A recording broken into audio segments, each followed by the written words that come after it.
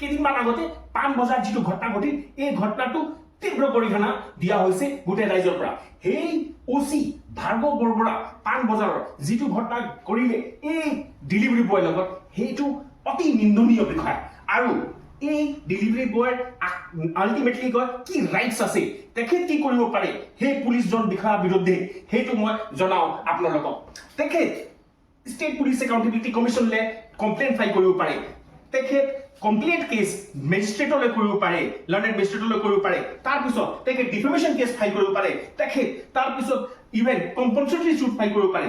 যিহেতু তেখেতৰ নিজৰ এটা সন্মান আছে আৰু এই ঘটনাটো পোহৰলৈ আহি গ'ল। যিহেতু ছোৱালী কেইজনীমান ভিডিঅ' বনাই আছিল, আমি দেখা পাইছো সেই ভিডিঅ'টো যে আৰক্ষীয়ে সেই ছোৱালী তেখেতৰ ওচৰত গৈ পেলাই তেখেতক ৰখাব চেষ্টা কৰিছে যে তহঁতে ভিডিঅ' নবনাব নাই এনেকুৱা কৈছে। কিন্তু কথাটো হ'ল যে আজিতো ভিডিঅ' বনি গ'ল বুলিহে গম পালো আৰু তেখেতক তেখেত নিজৰ ৰাইটটো এইটো কৰিব আৰু তেখেত ন্যায়টো কি জানি পাব যদি ন্যায় ল'ব যায় কোৰ্টলৈ। কিন্তু এনেকুৱা ঘটনা বহুতবাৰ ঘটে, সেইটো কোৱা নহয়, তাৰ মানে এইটো নহয় গোটেই পুলিচ বেয়া নহয়, অসম পুলিচ বহুত ভাল, কিন্তু তাতে কেইজনমান তেনেকুৱা মাজত আহি যায় য'তে এনেকুৱা ঘটনাবিলাক ঘটে।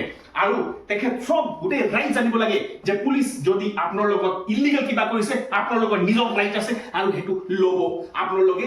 প্লিজ এইটো নোলোৱাকে নাথাকিব।